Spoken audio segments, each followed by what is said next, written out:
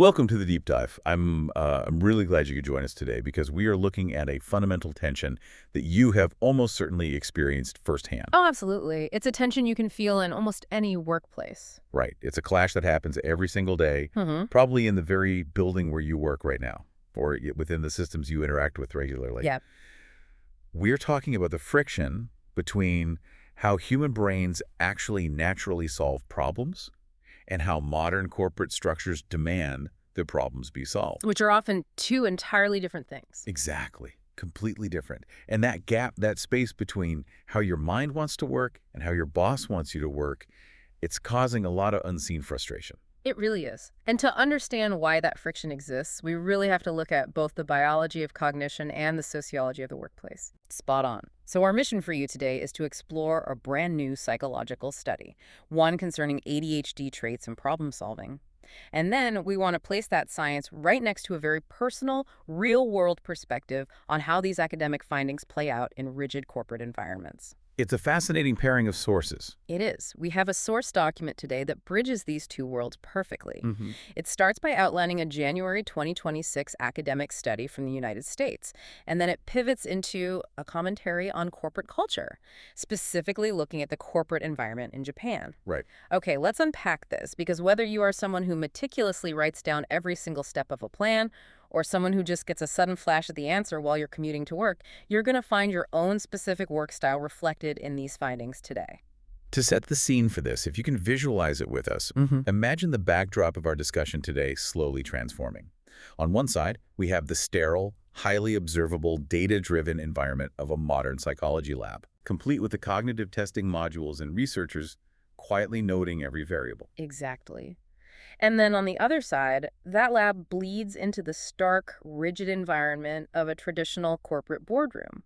Think long tables, endless slide decks, and a culture where every single decision has to be heavily documented and defended. That is the exact intersection we're standing at today. We're going to look at how the mind works in the lab and what happens when that exact same mind is forced to justify its existence in the boardroom. So let's start right in that psychology lab. Yeah, let's do it. We need to look at the mechanics of insight itself, guided by the research detailed in our source. We are looking at a study led by a psychologist named Hannah Mairsano. At Drexel University. Right, Drexel University in the United States. Okay. The details were published just recently, January 15, 2026. This was in the academic journal Personality and Individual Differences. The core of what they were doing was analyzing the distinct methods that individuals use when they approach problem-solving tasks. And the text lays out two really distinct paths here. Step-by-step, logical reasoning and sudden insight. Those are the two pillars of the entire study. And before we get into the results, we need to clarify what these two cognitive mechanisms actually are, neurologically speaking. Because the researchers weren't just looking at whether a problem was solved. They were looking at how it was solved, the journey. Yes, the journey of the mind.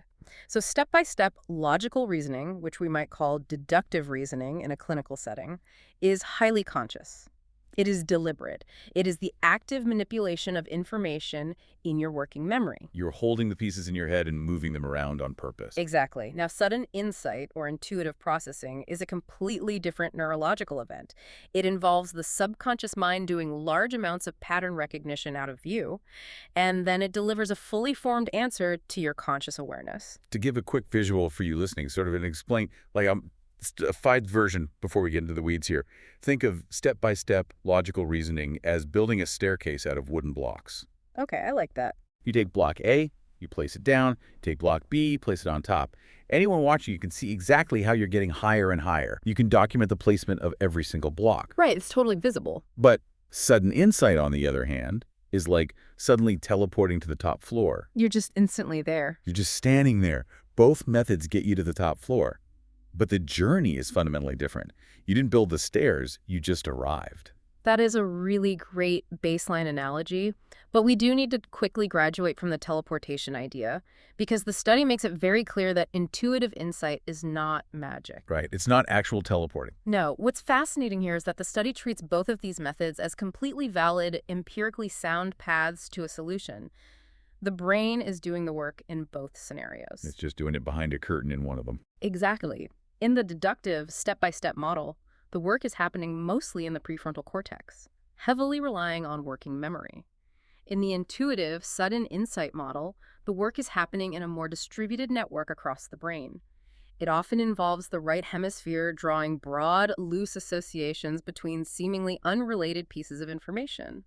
So when the source says the researchers treated both as valid, that is actually a pretty big deal, isn't it? Because traditionally, in schools and in science, we really favor the staircase. Oh, heavily. We tell students to show their work in math class. If you just write down the correct answer without the steps, you lose points. Precisely. Our educational and scientific institutions have historically favored visible deductive logic simply because it is auditable. We can grade it. We can see the blocks. Right. Sudden insight has historically been viewed with a lot of suspicion because it lacks that visible trail.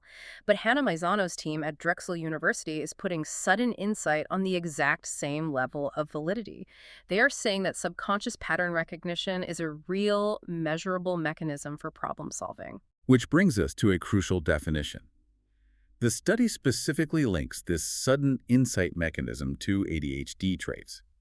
And before we go any further, what do we actually mean by ADHD traits in the context of this study? That is a vital distinction to make. Are we talking about someone getting distracted by a notification on their phone, or are we talking about something much deeper?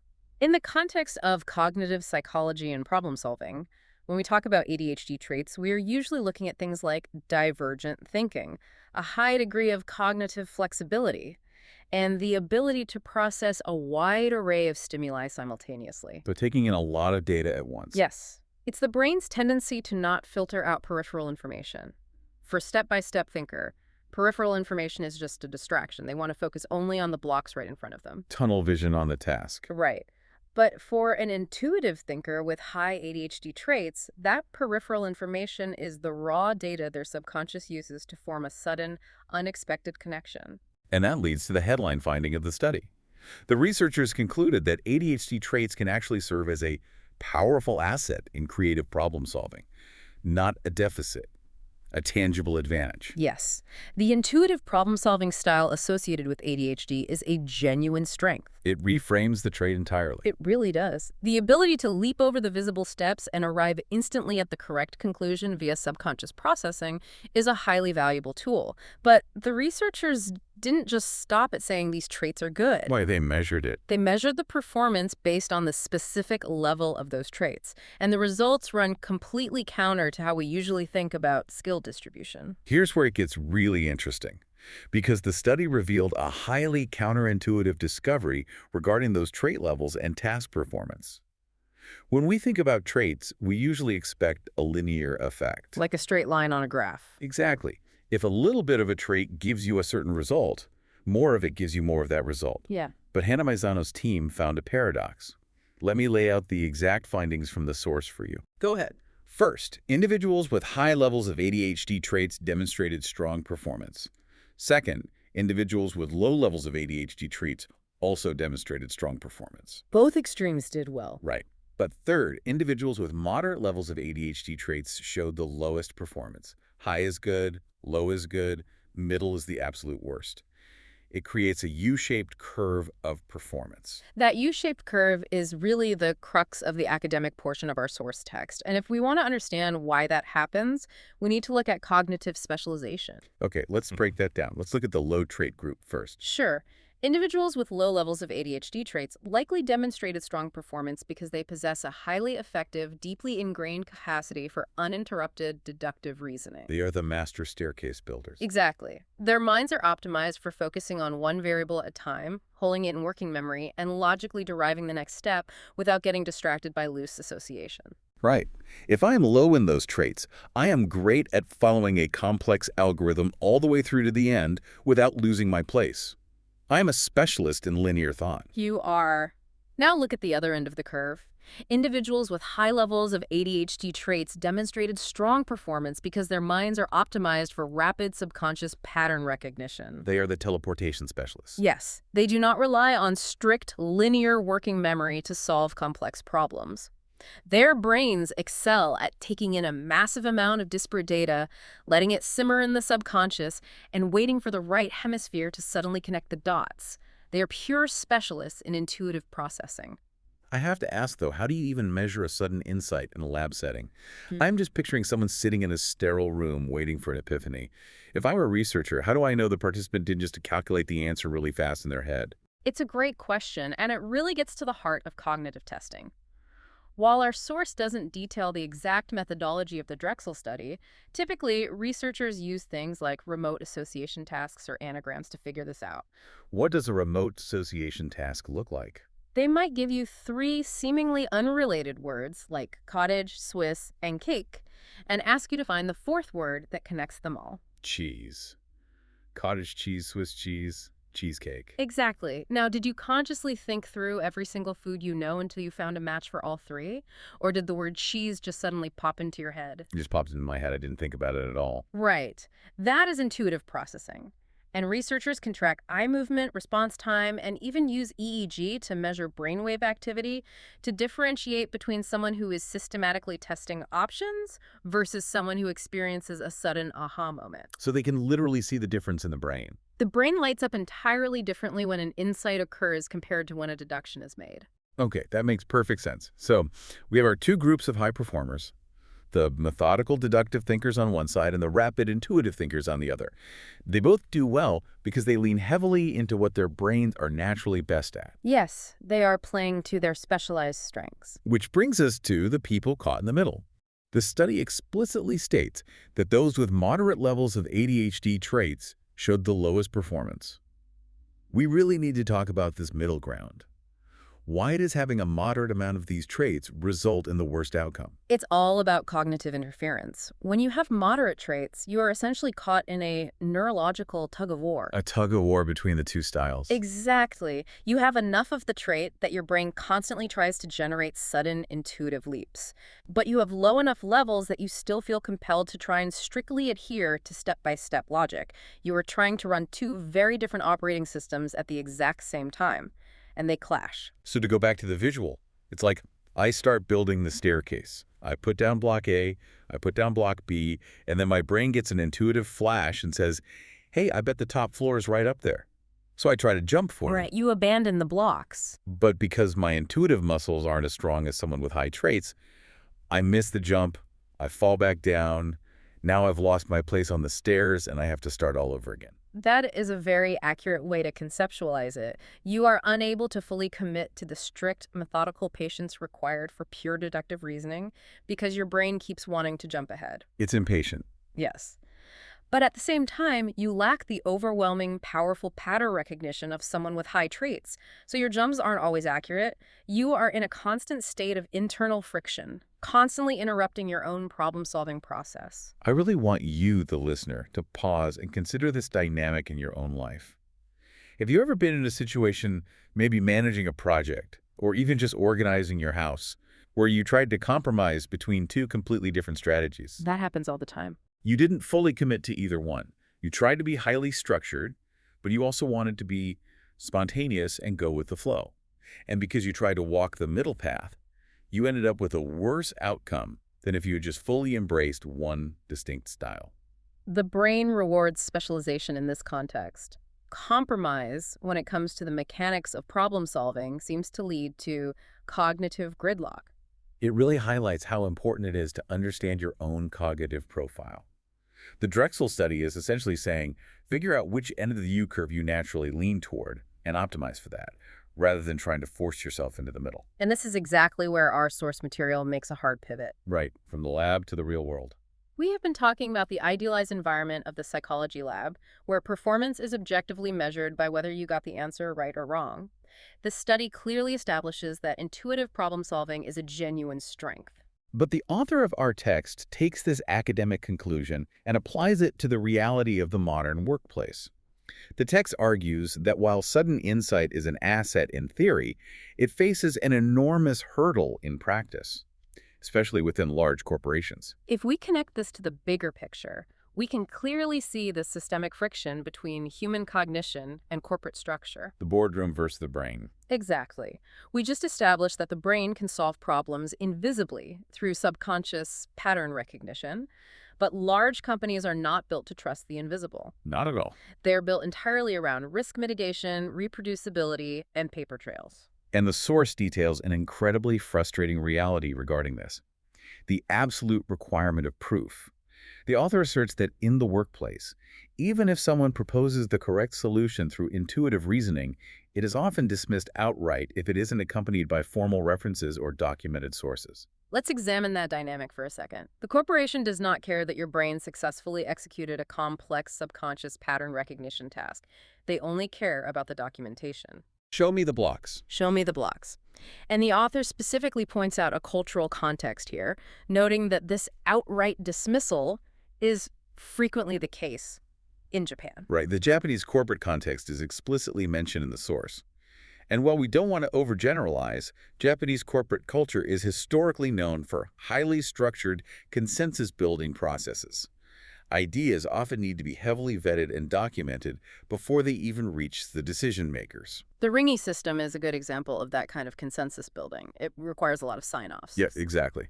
So in that kind of environment, an idea born purely from sudden intuition, with no formal references attached, is naturally going to hit a massive wall. But I want to push back on the framing just a little bit here. Let's play devil's advocate for a moment. Okay, let's hear it.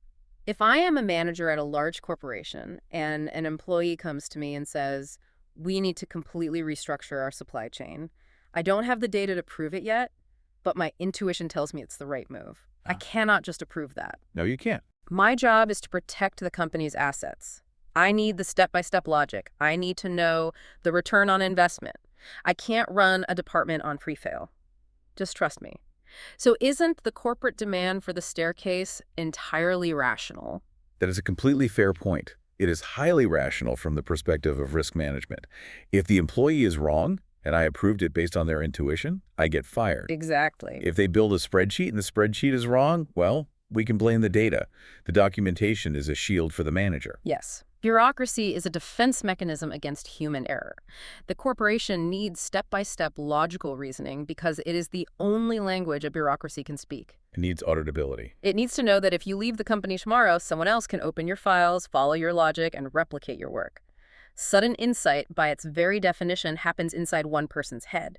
It lacks a paper trail. Therefore, to a highly bureaucratic structure, sudden insight is an unquantifiable risk. But look at the cost of that defense mechanism. The situation the author describes is staggering. Imagine being an employee who uses the exact trait that the Drexel study identified as a powerful asset. Right, your high ADHD traits. You use your intuitive problem-solving style to arrive at a flawless solution. You have the correct answer.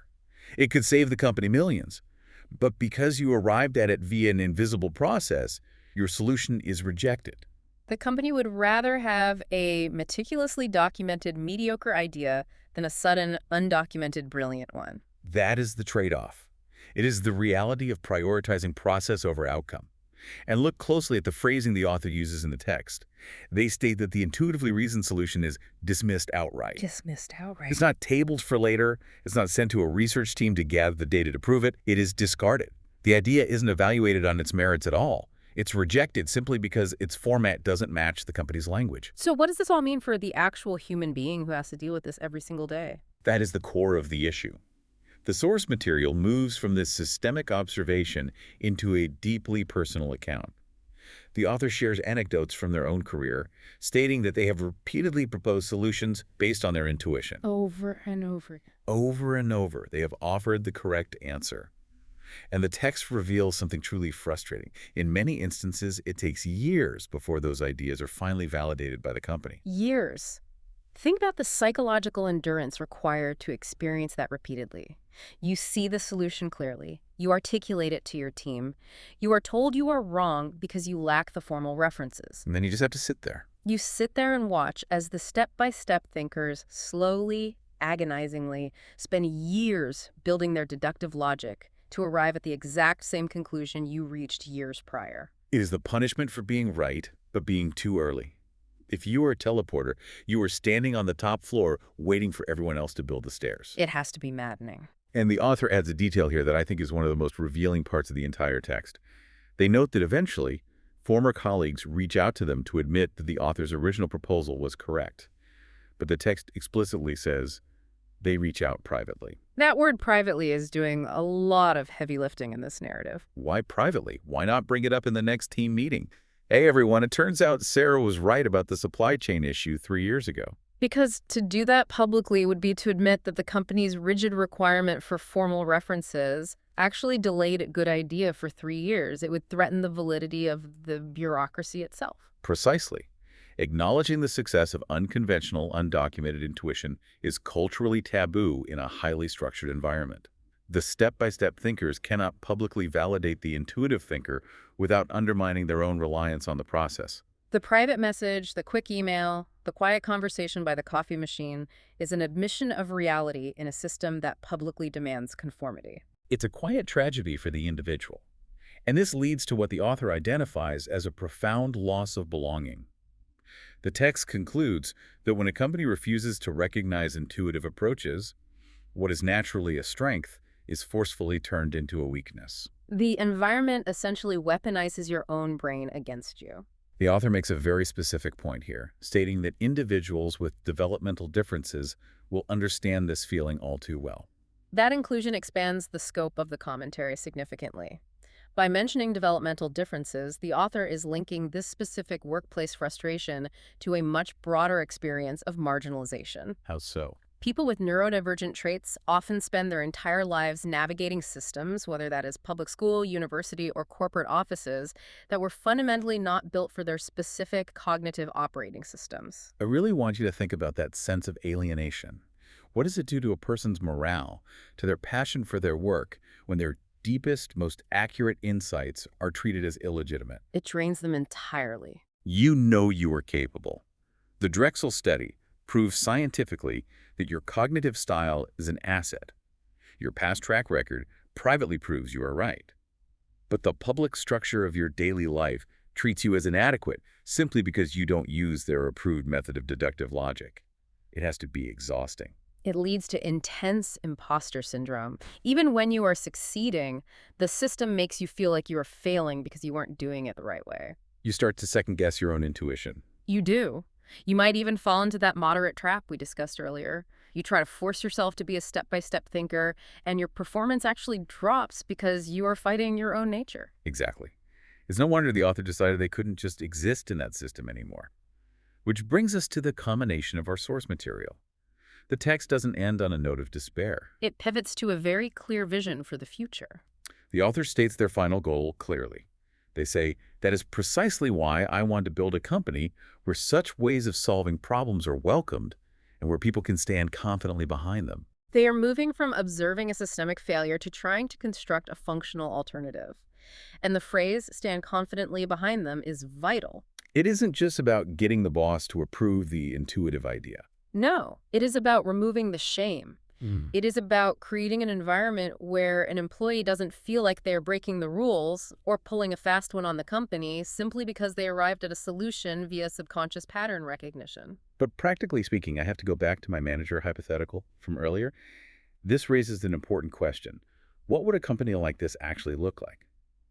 If we know bureaucracy demands proof to mitigate risk, how do you build a corporate structure that fundamentally values sudden insight just as much as formal references, without taking on reckless amounts of risk? It is the ultimate organizational design challenge. It would require a radical reimagining of how we evaluate ideas and how we structure teams. Give me an example of how that might work. For instance, rather than demanding that every employee be both the visionary and the auditor, you lean into cognitive specialization. You actively pair the high ADHD intuitive thinkers with the low ADHD deductive thinkers. Okay, walk me through how that works in practice. Let's go back to your supply chain example. The intuitive thinker comes to the team and says, my intuition tells me we need to restructure, and here is the end goal I am seeing. In a traditional company, the manager says, where is your data? And dismisses the idea outright. Right. In this new company, the manager pairs the intuitive thinker with a deductive specialist. The intuitive thinker has teleported to the top floor. The deductive thinker's job is to build the staircase backward from the top floor down to the ground to see if the structure actually holds up. Oh, that is brilliant. You are building the stairs backward. You aren't dismissing the insight, but you're also not blindly accepting the risk either. You're using step-by-step logic to verify the intuition, rather than requiring the intuition to be born out of step-by-step logic. Exactly. You are utilizing the strengths of both ends of the U-shaped curve. You let the specialists do what they do best. The intuitive thinker provides the rapid innovation and the creative leaps. Yes. And the deductive thinker provides the rigorous validation, the documentation, and the reproducibility that the larger organization needs to function safely. It is an ecosystem of complementary cognitive styles. That model respects both forms of cognition perfectly, and it really synthesizes the entire journey of our source text today. We started in Hannah Mairsano's psychology lab at Drexel University, looking at hard data from January 2026, proving that ADHD traits and sudden insight are a powerful, measurable asset. We looked at that fascinating U-shaped curve, learning that specializing in either deductive logic or intuitive processing leads to high performance, while getting caught in the middle leads to cognitive friction. Then we transitioned into the rigid reality of the corporate world, exploring the systemic friction between how the brain works and what bureaucracy demands. We examine the cultural expectation, particularly noted in Japan, of requiring formal references, and how that leads to the outright dismissal of valid intuitive solutions. We felt the personal toll of that system. The frustration of being right but having to wait years for the step-by-step thinkers to catch up. The quiet, private validation that highlights the taboo of unconventional thinking. And the deep loss of belonging felt by those with developmental differences when their natural operating system is rejected by their workplace. And finally, we ended on the author's vision of an entrepreneurial sanctuary, a place where intuition is welcomed and where people can stand confidently behind their ideas. It is a compelling arc, and it leaves us with a lot to consider about the systems we participate in and the potential we might be wasting simply because we demand that all progress looks a certain way. Which brings us to the final thought we want to leave you with today. If sudden intuitive insight leaves no initial paper trail, if it is a quiet, internal spark of subconscious pattern recognition, how many world-changing, perfectly correct solutions have already been proposed, only to be permanently buried in a corporate filing cabinet somewhere, simply because they lacked a footnote? How much human genius have we discarded because we demanded it look like a staircase? Think about your own workplace, your own ideas, and the structures that surround you. Are you burying your own insights because you feel guilty about not building the stairs? Thank you so much for going on this journey with us today. Remember to trust your intuition, value your unique cognitive strengths, and do not be afraid to stand confidently behind them. We will see you on the next deep dive.